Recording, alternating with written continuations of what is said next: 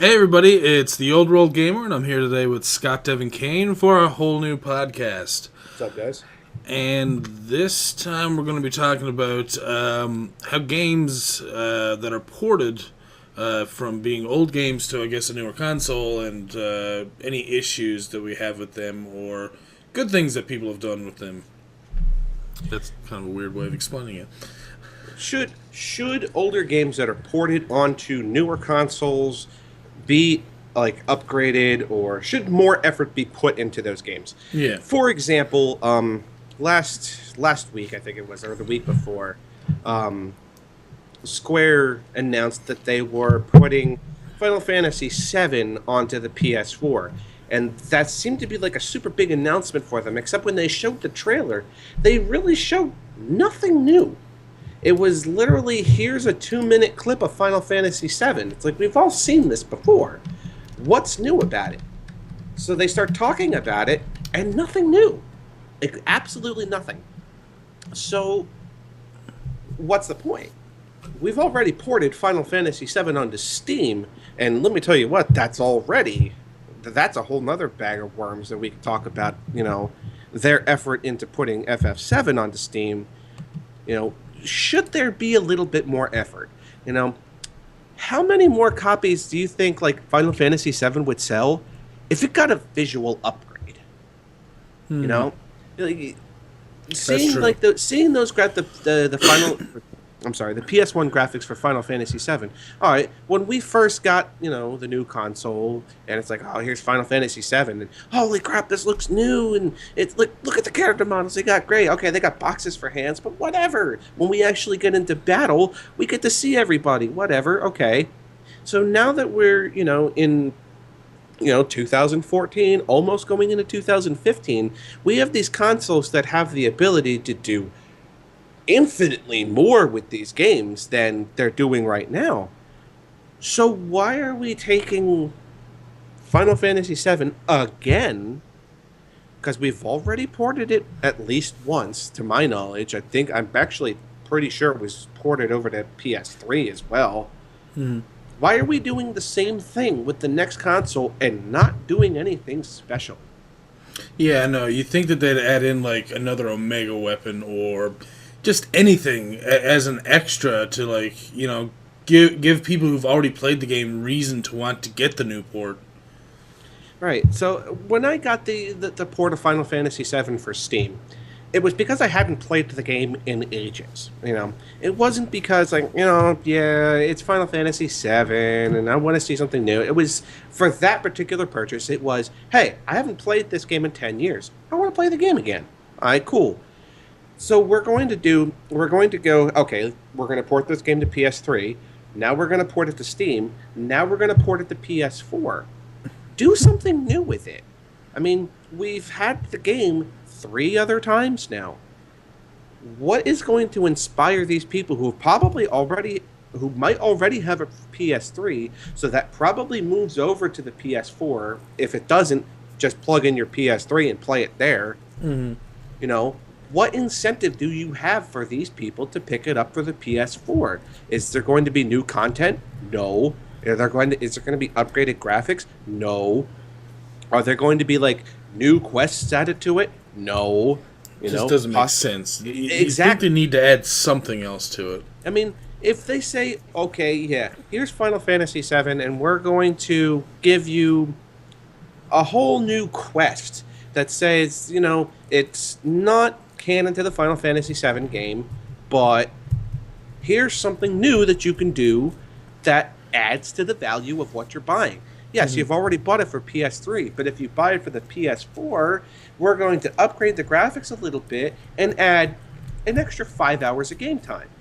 Sure, if you're Or going like to a sell, new summon or anything. Not only that, yeah, but they've had like previous games. They could use some of the summons that they weren't using from Final Fantasy VI into Final Fantasy VII as a new addition. Whether it's all powerful or if it's just something that's midway or whatever. yeah, Just something more would have been great. add something like, I don't know, the Magus Sisters. Yeah. How awesome would that be? It's like, here you go.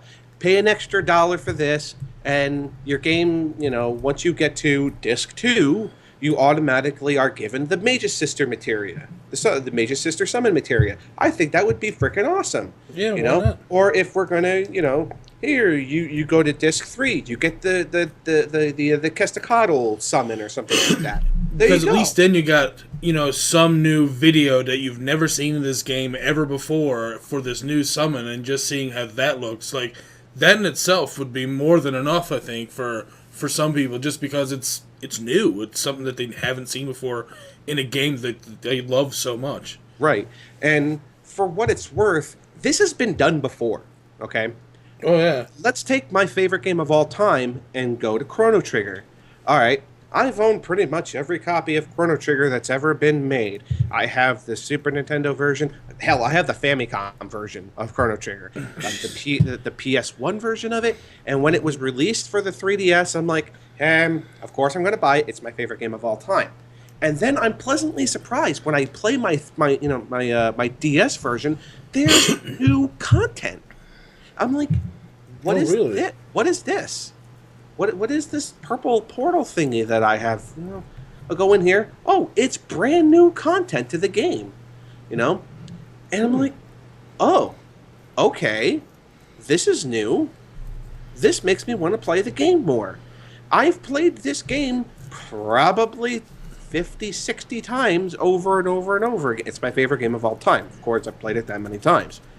And playing Chrono Trigger that many times is easy enough anyway. So wait, sidetrack here for a second, but so does that mean that you've probably gotten every ending for that game? Oh, yeah. Oh, yeah. Okay, good. So you can actually answer how many total endings there are then. 18? I knew there was at least 16. I want to say 18. Everyone was saying there was less than that. I was like, no, I'm sure there's 16, but I thought there was more than that. I want to say it's either 16 or 18. It's one or the other. Good. I'm glad. It's 16 or 18. But anyway, so back on topic. It's 16 or 18. But so I've played this game 50 or 60 times over, but now here's something new that inspires me to play the game again. And I want to play the game again. And the great thing about this new content for a game that I've played 50 to 60 times is that it was actually canon. So what they did, spoiler alert, is just if you haven't played the DS version of Chrono Trigger, I hope I don't ruin it for you. No. But It's fine. the new content kind of explains what happens between Chrono Trigger and Chrono Cross. Oh, really? Now that is awesome. Okay, that's cool. It explains what happens to Shala. Ooh, wow. So where Chrono Trigger just is like, yeah, she goes into the underground palace and the whole Mammon machine and poof, I poof everybody away. And now we don't know what happens to her. And we are never told what happens to her. And at the end of the game, Magus is like, yeah, okay, I'm going to go look for my sister, and disappears. But you're never told if he's successful or not. That extra content tells you what happens. Wow! Now I want to play it. I didn't even know that was that they had extra. And the extra into comment is a little bit of a teaser, because the extra content makes hints that Guile from Chrono Cross is Magus. Oh, really? Yes, it makes tiny little hints about it.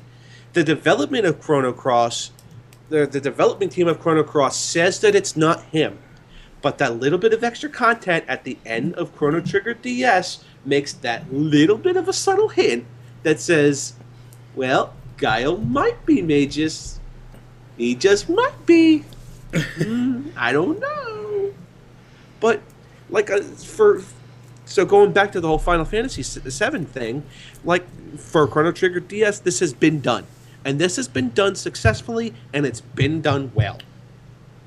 Jeez. So, the amount of effort that's being put into this whole Final Fantasy VII, into the PS4 thing, makes me just, it makes me scratch my head.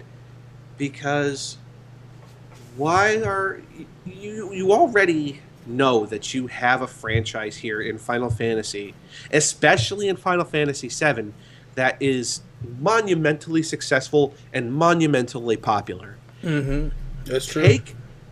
Take the time between the release of the PS3 and the PS4. If you already plan on releasing the game on the console, take the time and add something new. Because if I was a PS3 owner and I get a PS4 and they're like, "Oh, we're going to release this game on a PS4," I have zero incentive to buy the game. I have none. Because I already own the game.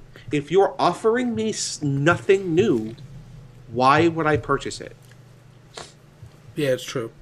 So there needs to they haven't given every bit of information about it yet, and hopefully they decide to just be like, okay, we're going to put some DLC in this, excuse me, or an extra quest or something along the lines. It shouldn't be DLC. It should just automatically be there. It's the Yeah. It should be in what you download.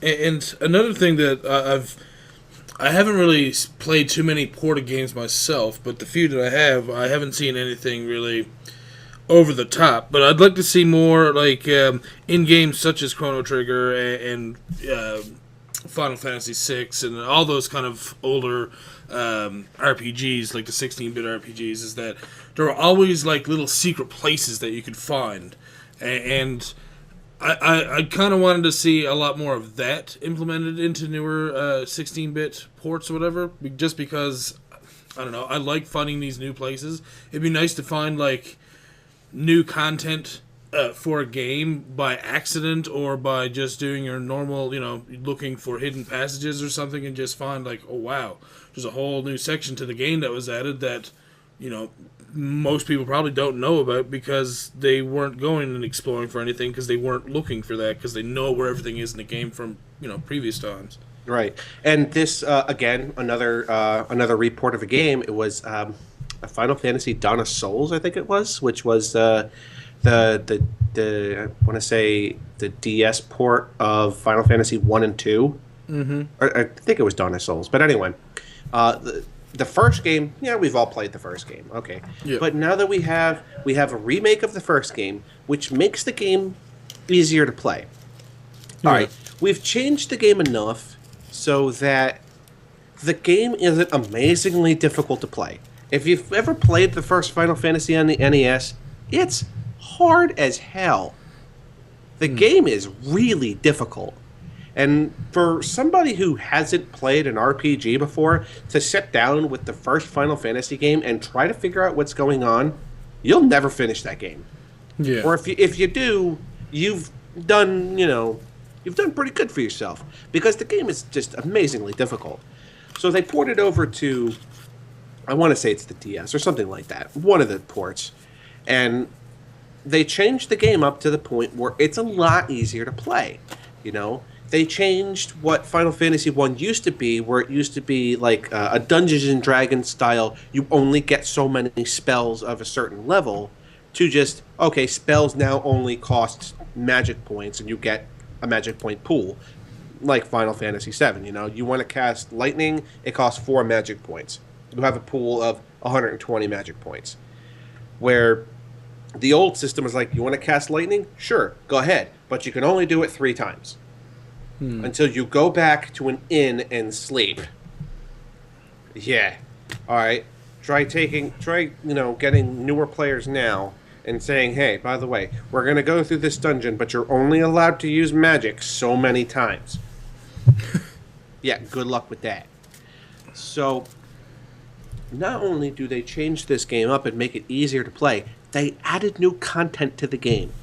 Yeah. They added whole new parts to the game, which, one, is really nice because you're getting to play a new game, or you're getting to play an old game with new content, but now you're getting to play new content to the game that's actually pretty difficult. Yeah. So it's like, all right, so new Final Fantasy players get to play something new and be like, whoa, this is going to be a pretty hard challenge. And old Final Fantasy players get to be like, hey, this is new. Oh, this is a new challenge. Let's kick this thing's ass. Yeah. And they've done that with this Final Fantasy VI port as well. Yeah. So why aren't we doing that now with older games? Who were they? Just Who were lazy. they? I can't make any other explanation than that.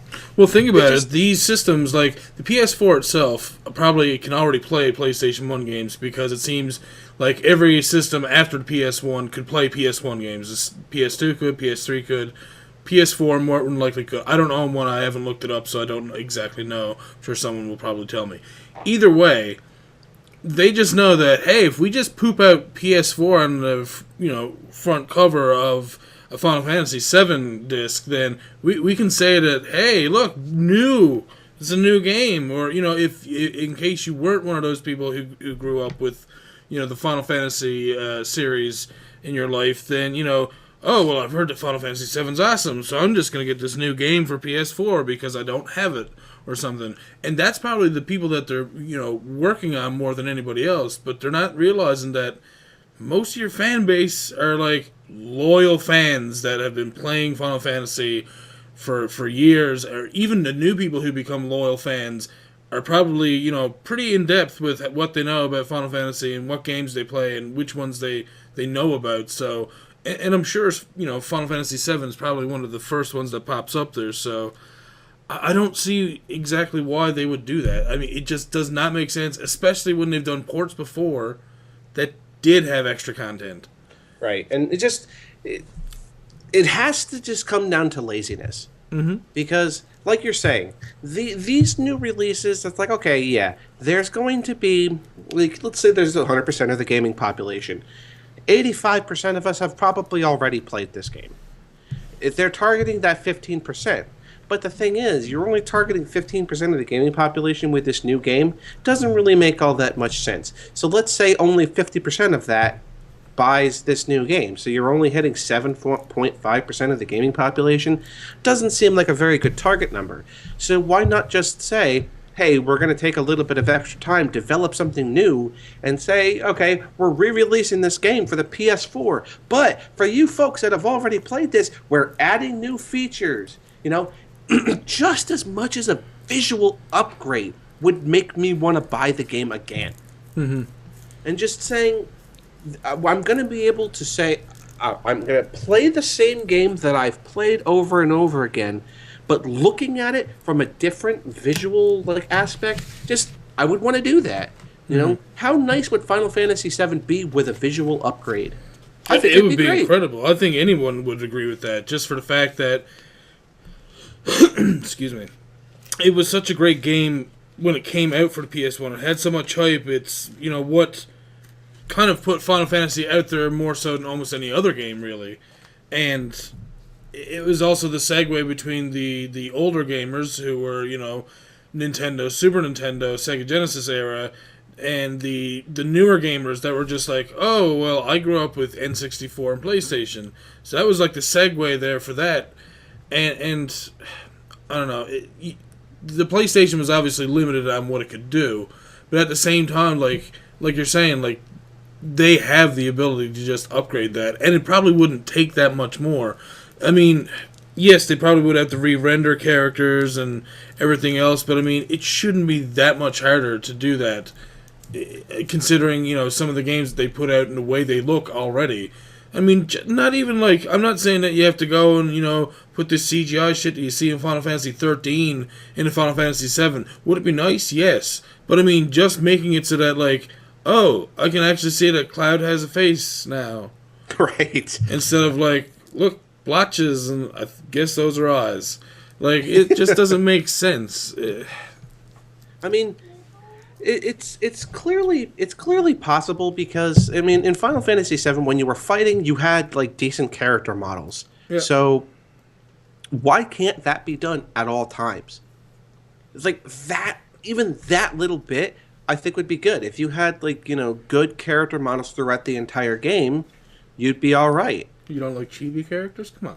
Well, no, it's not saying that I don't like them. No, I'm just saying it just doesn't make sense. For the 5th release of the game, you should be doing something new. Mm-hmm. When they, re-released Chrono Trigger onto the PS1. It was a re-release so that people who hadn't had the opportunity to play it the first time now have an opportunity to play the game. Well, You wait, know, they had cinematics in that too from the yes, they TV did. show as well. That's true. They So did do that. So that's extras. there was that much of a difference between the Super Nintendo version and the PS1 version. Yeah. You got Chrono Trigger for the Super Nintendo. Okay, one of the best RPGs, if not one of the best games ever made. Okay. It was Akira Toriyama's little, love child, and it came out to be arguably one of the best games ever made. Yeah. So then you put it out on the PS1, and you get the cinematics, you get the vault, you get an ending checklist. So you get, that much. Was the port of Chrono Trigger actually good on the PS1? Meh, it wasn't that great. Because, okay, you get the same game, yes, but the load times between every fight was tedious. Oh yeah. I mean, you go into combat, you wait for 10 seconds, you go into combat. It's like, oh, this is terrible. It's literally taking a 20-hour game and turning it into a 25-hour game. Simply because you're sitting there and waiting for load times. So, yeah. So then you go over to the DS version. The load times are gone, and you've got new content. You've got all the other stuff. You got the vault and the ending counter and all of that thing, and a brand new quest for the game. So it's like, I can't see how this is a bad thing. I can't see how Square at this point, who was willing to go through that sort of effort for Chrono Trigger, one of their best games of all time, can't go through this effort.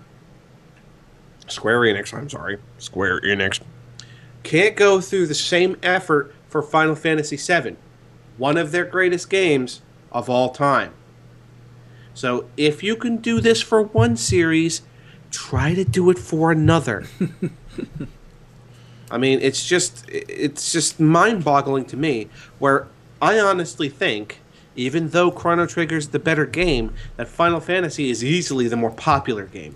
It is, yeah. More people have played Final Fantasy VII than Chrono Trigger, and if you haven't played Chrono Trigger and you're listening to this podcast, there's something wrong with you. You should go play Chrono Trigger. Yeah, well, again, that's what I'm saying. That's because where it was the segue game for RPGs. That's when kids who, there wasn't very many RPGs in the N64. So, I mean, they were just looking, when they finally seen Final Fantasy VII, it's all like, oh my god, Mom, I needs it. But they didn't know that, like, Final Fantasy VI, what's that? Super Nintendo, that's what my brother has. I don't want that. That doesn't look as good as my PlayStation. Right. And that's the way they felt about it. So they didn't get into Chrono Trigger and Final Fantasy VI and Final Fantasy IV, unfortunately. Which is why we need these ports. Exactly. We need these ports, for like the new generation of gamers who are like these 10-year-old Call of Duty players, okay? We need these ports for those players who are like, who haven't had access to these games because they weren't even born yet. Yeah.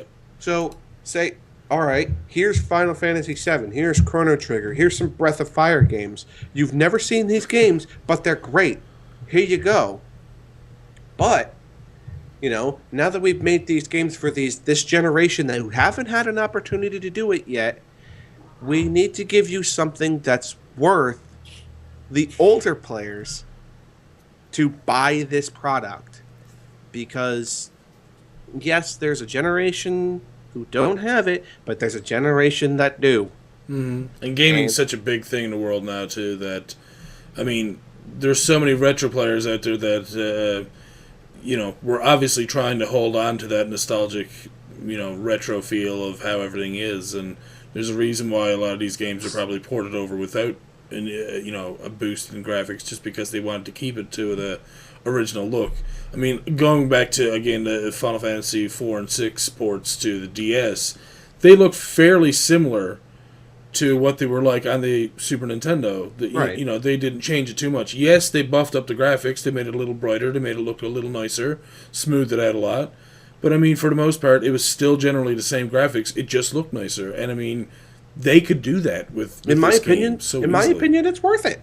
Oh, of course it is, because When your game, I mean, Final Fantasy IV, classic, great game. Final Fantasy VI, again, one of the best games ever made. Final Fantasy VI, again, here's another game. When you guys haven't played Final Fantasy VI, go play Final Fantasy VI. It's a that's good right. game. That's my favorite game. So Final Fantasy VI is a good game. If you haven't played it, go play it. yeah, You know, just as much as a visual upgrade makes me want to play the game again. Okay, how does this scene now look now that we have a visual upgrade? You know, how awesome is Kefka gonna look with a visual upgrade? How badass is everything he gonna do gonna look now that everything looks sharper, everything looks nicer? You know, I want to see how this all plays out. Do I already know the story? Yes. Do I want to play it again? Of course I do. yeah, So give me something. Give me something new. yeah. That's all I'm asking. Give me something to look forward to, so that when I'm going through the entire game, that I know that okay, once I finish this, I have something else that I can do. Like I'm not just doing this just to finish the game again. I'm doing this to finish the game again, and to get to this new content that that they have at the end of the game, which is how they usually do most of them. And at least then you have something to look forward to after you finish it. Right. Which was, and they don't even have to do it. I mean, towards the end, that's okay. But the way, I mean, I'm going to continue to go back to this. Yeah. And I'm going to continue to say it's the formulated way to do it. But the way the Chrono Trigger DS did it was perfect, because they gave it to you in small little increments throughout the game. At this point in the game's a little you're going between this and that, and there are points in Chrono Trigger where the game does get a little, it's in that little valley before it hits the plateau. Yeah. So it's like, okay, at this point in the game we understand as a little meh. Here you go.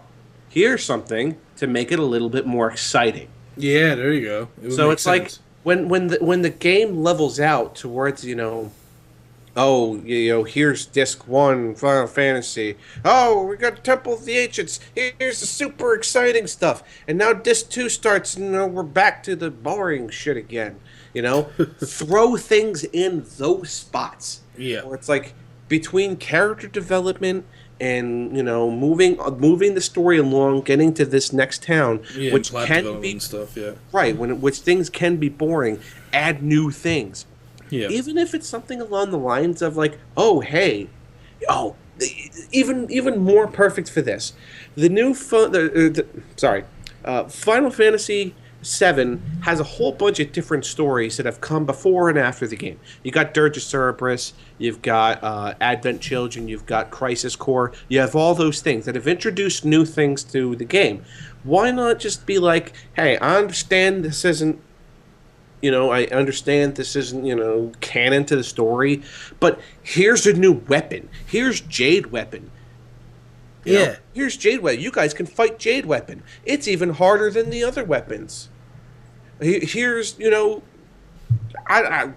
Zarkanite Weapon. Here's, fucking crap coal weapon. I don't even care. But just whatever, just add something else there. Make a more difficult content. Do you have to, make anything super big? No. You're adding one monster who has new stuff. Okay, when I blow these guys up, what do I get? A brand new summon. Okay, I want to see this new summon. And what do I got to do to see this new summon? Play the first 2 discs. There you go. Mm-hmm. So something even as simple as to saying, oh, hey, we know Ruby Weapon was hard. It had 1 million hit points. Here you go. Now we're going to make you fight against Jade Weapon, and it's got 5 million hit points. And when you beat Jade Weapon, you're going to get this brand new summon. Cool. Which, by the way, you have to beat it on a lower level. Right. If you beat it, and the higher the level you are, the more hit points this thing has. So, you want to fight it at level 99 and be a wise ass? Oh, I'm sorry. It's got 500 million hit points. Have fun. And why not? I mean, there would be people who would do it. Oh, of course. Absolutely. I mean, I've watched videos of people take down Emerald Weapon with one character. Jesus. So it's like, oh, super powered Tifa with no cheats, no hacks, no hero drinks, none of that stuff. I don't even get. I've got sadness on, so I don't even use limit breaks, stuff like that. Oh, I beat it in 10 minutes. Oh my god, It's that's like, crazy. all right, so you got these people who've already mastered this stuff. Throw in a new weapon that has new abilities. That's like, okay, I'm going to mess with you this way, and this way, so that these old versions of how you beat these weapons don't work anymore. Yeah. Oh, I'm going to say, oh, this is going to happen here, here, and here. And the longer this battle takes, oh, I'm going to use this ability that sucks this materia out of you so you don't get to use it anymore. See, There you go. There's good an planning. idea. There you go. You have this new boss that has 500 million hit points, and every 2 minutes it takes you to beat this, one of your character loses one materia. Now, something that they haven't added into a lot of these ports for new content, anyways, is mid-level or mid-game content. Right. You don't see much of that, and I think that would be even like you said, a good segue in between the more boring parts, so that it gives it more excitement or whatever. Right. So again, this is how like Final Fantasy 1 or Chrono Trigger did it. Do little parts at a time. Even like the Final Fantasy 1 version of it, you only got it every so often. Like I think there was like 4, maybe 5 new areas. But when you went into these new areas, you got like a new weapon or you got like a new this, and the bosses were hard, but it was something to look forward to. It's Yeah. like, hey, now that I beat the air orb or whatever it was. Now I get to go to the air dungeon. And the air dungeon has a whole bunch of really tough monsters in it for my level, and a really tough boss at my level to give me like a brand new sword.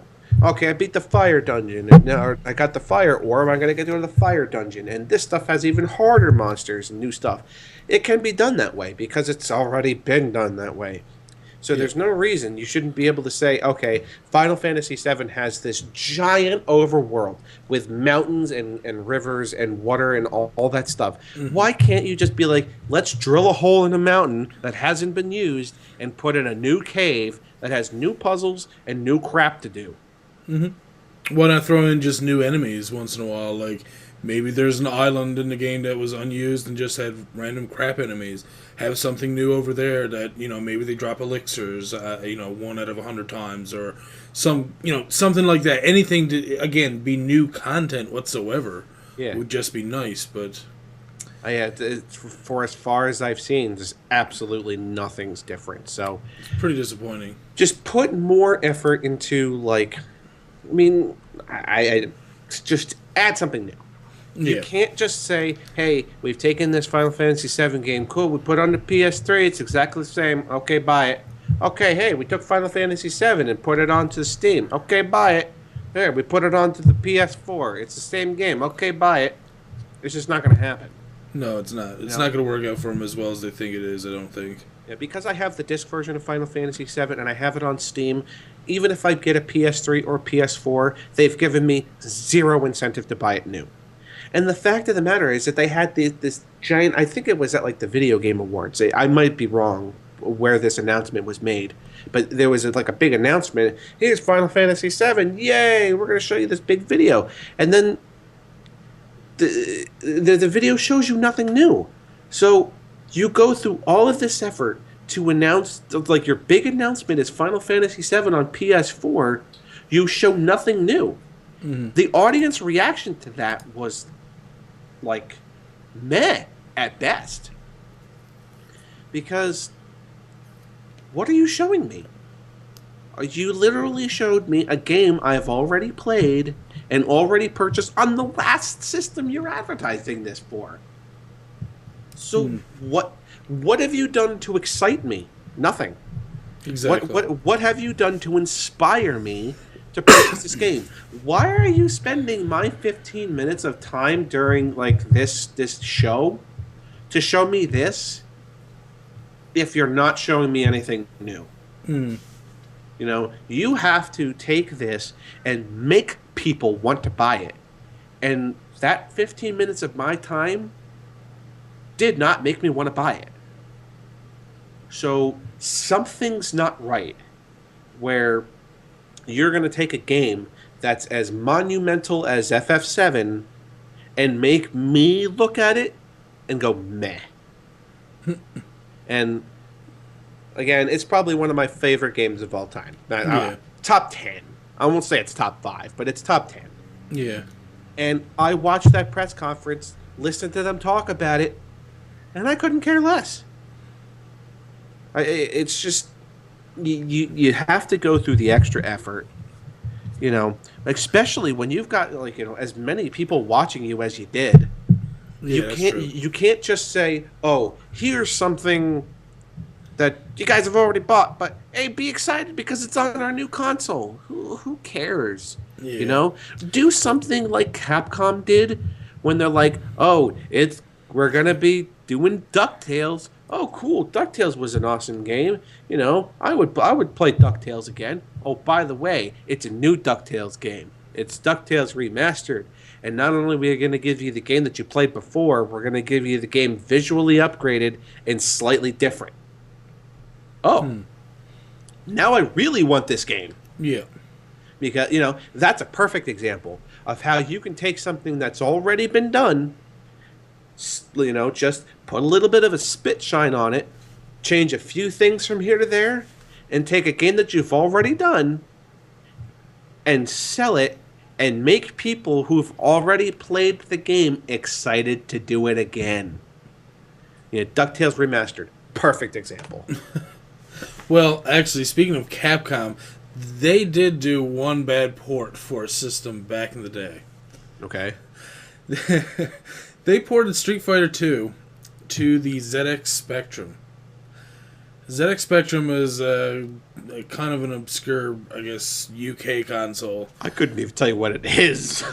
Anyways, they ported over. Well, you know how fast Street Fighter 2 had to be back in the day in order for it to be good and fun or whatever, right? Or even just to work fine. Well, this thing slowed it down. The movement was bad. The hit detection was bad. The screen was mostly in black and green. Actually, by mostly, I mean all of it during the gameplay. The only other color was down below where the fighters' names were in yellow. The score was in white, and your health bar had red in the background with yellow over it for how much health you had. And it was a horrible port. It's probably one of the worst. Yeah, it's probably one of the worst ports ever made for a console. You have to go and look it up. Yeah, it's pretty bad. What is it? Hold on, I'll show you. I'll get the video. Oh my goodness! Yeah, it's really bad. There you go. Okay, I have to see this. It's pretty bad, and I'm pretty sure it's not even a full screen when it plays. Wait, what? Yep. What you're seeing is Street Fighter 2. That's Blanca and Ryu. What is this? What is this? This is horrible. Oh, it's so bad. Wait until you see Ryu punch in midair while he's still standing. Oh God. Yeah, it's pretty bad. Terrible. Yeah. Oh, I'm sorry. Our sound effects are.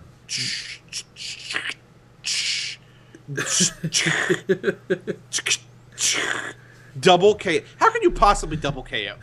While they're in midair and don't even look like they've actually hit each other? That's an even better question. Oh, and it just goes blank a stage, and it immediately goes to fighting. Just wait. You'll see Ryu just punch in midair while standing. What? How is he missing? He's oh my God. Oh, good Lord.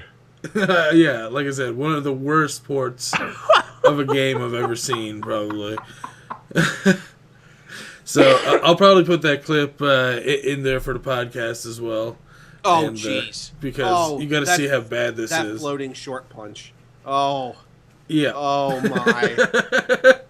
Oh. So, that blank short kick where he just goes back and forth.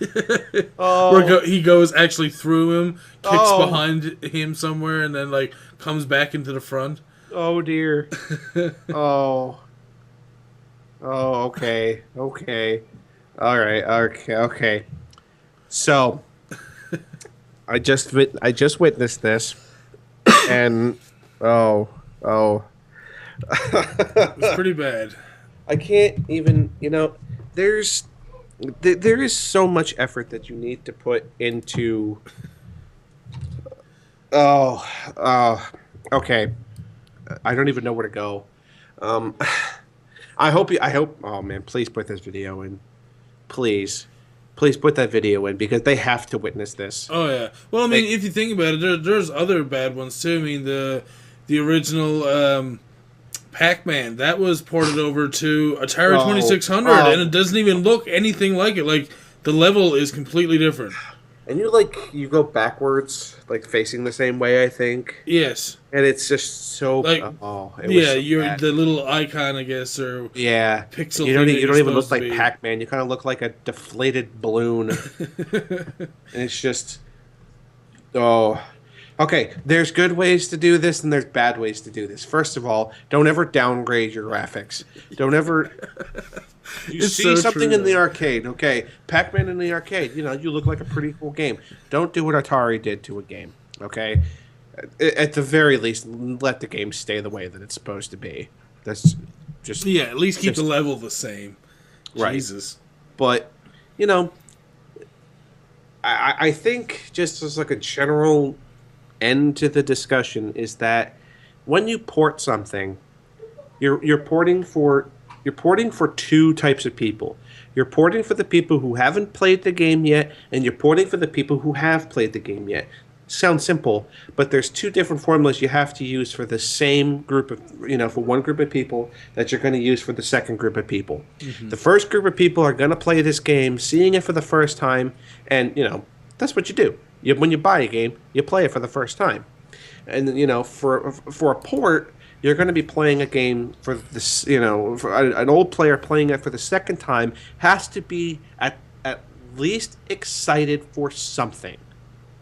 So you need to inspire these people with something new to make them want to buy a game that they might already own. For me, like I own 2 different copies of Final Fantasy VII. This announcement for Final Fantasy for a newer thing, or for a new console, I have no incentive. Mm-hmm. So give me something new, And for the people who haven't played it before, it's gonna just be the same thing for them. So for what it's worth, just got to put in something new. So you can't just take the old stuff and throw it at us again and expect everything to be okay, because it's just not going to be. So put effort into a retro game being reported, and make sure that there is something for new players to look forward to. That's my opinion. Yeah, no, I completely agree with that. There's no point in putting out a game unless, the only people who can really do it successfully is Nintendo on the Virtual Console, because they are basically just telling you, like, we're giving you this game for super cheap because it is the exact same game that was on Nintendo, Super Nintendo, Sega, TurboGrafx, whatever the hell they're releasing it, console they're releasing it for. They're telling you outright, like, this is just a spit out ROM, more or less, of the game. Pretty much. And the thing with that is that Nintendo does it right, okay? Mm-hmm. When Nintendo puts out these things for the Virtual Console, it's like, okay, here you go. I open up my 3DS. I go onto the Virtual Console. Oh, look, it's Mega Man 3. I like Mega Man 3. I played Mega Man 3 a lot. Okay, how much am I going to pay for this? $4. All right, I'm okay with that. Yep. So... Exactly. But the thing is, Nintendo's like, I understand that this is basically just the old game on a new console. We're going to give it to you cheap. Yeah. That's the thing. Because they know that it's just a regurgitated ROM. That's all it is. And, why would they try and, like, fool you? They know that the consumer isn't stupid. They know that there's going to be a lot of older gamers that's going to be playing it. They're not going to try and trick you with that because they know that that's just a bad marketing. Just bad marketing, period. Like, And the why would thing you is, do that? the thing is, I could go onto Steam right now.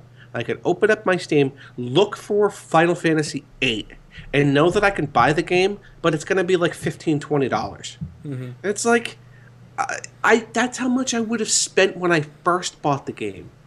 Why do I want to? Why do I want to pay this much now for a reboot, or not a reboot of, a re-release of a game that might not even be as good as the PS1 version?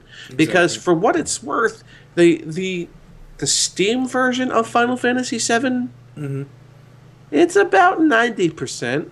Most of everything is there, but some things are visually messed up, and some things have some audio mess ups. So it's like for example, when I do Omni Slash with Cloud, there are audio hiccups. Well, I mean, that's probably because it's a ported PC version. Right. So, fix these things, get new things to, these players, or if you're going to just rehash the same game, don't charge $15-$20 for a game that you've already done. Put Final Fantasy VII out there, charge $7 for it. I would think that 10 or 15 would be fair.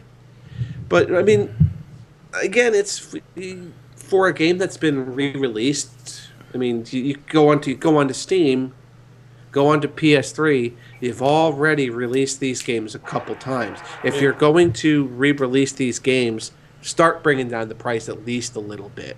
I'm not saying it's like, oh, we should be offering these, 3-disc games for $2. No. And that's why I say like $10 would, I think, in my opinion, $10 I think is perfect. Yeah. For a game like, let's say, Final Fantasy VIII, which was 4 discs or 3 discs. I think it was 3 discs. Final Fantasy IX, which they're probably eventually going to port, was 4 discs. I think $10 is perfect for that. Don't charge $15, $20. $10 is perfect. For those old Nintendo games, like they're doing for the Virtual Console, where they're only charging like $3, $4. Perfect. Why? Because you were getting exactly the same game. Where, with these ports, you're getting exactly the same game. I'm going to fire up my Final Fantasy VII on Steam when I'm done here and play exactly the same game that I played 10 years ago. Nothing new. So don't charge me $20 for it, which, at the time it was put on Steam, it was like $18.99. $10 for something that hasn't been improved. If you visually upgrade this game, add new stuff to it, say like we were saying, new bosses, new materia, new areas or something like that, if you do all of this stuff and charge $20 for it, absolutely. No problem.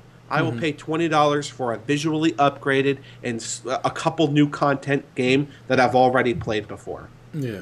It's the same thing for like Chrono Trigger DS, because they said there's going to be new stuff in the game. I'm like, okay, I've already played this game a whole bunch of times, but you promised me new content, so I'm going to go buy this game. So, got to be something new, guys. So, anyways, I think that's probably a good enough time to wrap up the podcast. Tell us what you think what you think should be added to ported games. What maybe some ideas for what they could add into something like Final Fantasy VII. What other ports that you found were bad? What other ports you found were good, whether old or new? It could be an arcade port to the NES, or it could be something like we said, Final Fantasy VII for the PS4. But either way, just let us know down in the comments and let us know what you thought. And if you have any suggestions for any podcast topics, by all means, leave them down below. I do prefer to talk about retro topics, but I mean, I'm well open to talk about pretty much anything. So thank you for joining me, Scott. It was awesome having you, and I'll probably be seeing you hopefully for the next one as well. So yeah, I'll be here. Cool. So, thank you everyone for listening in. I hope that you got something out of that, a little chuckle, a little bit of information, whatever. And by all means, go check out some of those ports we were talking about. Go check out Final Fantasy VI. Go check out Chrono Trigger if you've never played them before. you'll be doing yourself a favor, especially if you're a fan of an RPG genre. So, as always, Fantasy 6 and Chrono Trigger. as always, thank you all for listening in, and we'll see you all soon for a new podcast. Later. See you later.